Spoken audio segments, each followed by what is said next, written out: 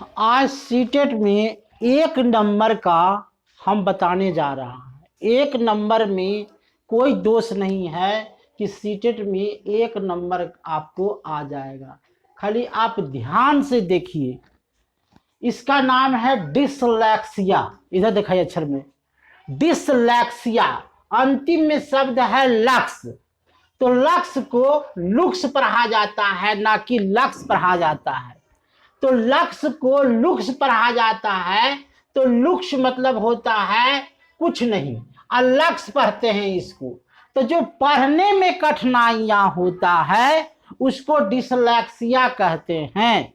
Lux को looks पढ़ना यानी कि पढ़ने में कठिनाइयां उत्पन्न हो रहा है, तो इसको डिसलेक्सिया कहेंगे। डिसग्राफिया, एकदम गौर से समझिएगा। अंतिम शब्द क्या है इसका? ग्राफिया। ग्राफ मतलब हम पारते हैं, ग्राफ हम पारते हैं। तो ग्राफ जखने पारते हैं तो हम लिखते हैं। तो जिसको लिखने में दोष हो, जिसको लिखने में दोष हो उसको हम कहते हैं डिसग्राफिया। ये लिखने में दोष व्यक्ति है उसको डिसग्राफिया। डिसकैलकुलिया, अंतिम शब्द क्या है? कैलकुलिया। कैलकुलिया का मतलब होता है कैलकुलेशन। कैलकुलेशन का मतलब होता है गणित, यानी कि गणित में बच्चा दोषी है। डिसकैलकुलिया का मतलब हो गया, अंतिम शब्द कैलकुलिया मतलब हुआ कैलकुलेशन, और डिसकैलकुलिया माने गणित में दोषी है। हाइपरलोक्सिया, हाइपेसिया, फेसिया, फेस में, फेस माने कान, कान में जो है सुनो ही भाषा को ग्रहण करने में कठिनाइयां होती है।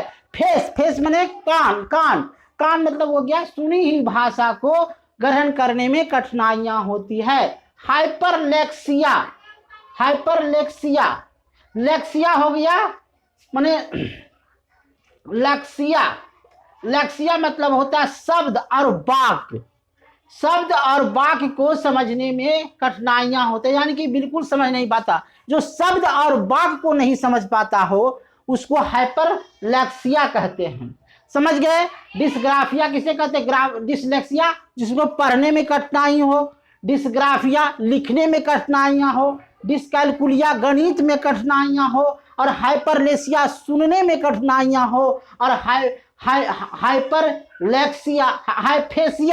फेसिया माने सुनने में कठिनाइयां हो, और हाइपरलेक्सिया मतलब वाक्य और शब्दों को समझने में कठिनाइयां हो, उसको हम कहते हैं हाइपरलेक्सिया। ये 5 में से एक नंबर पक्का सीटेट में आता है। हमारा चैनल को सब्सक्राइब कीजिए क्योंकि अगला चैनल फिर आपको मिलेगा।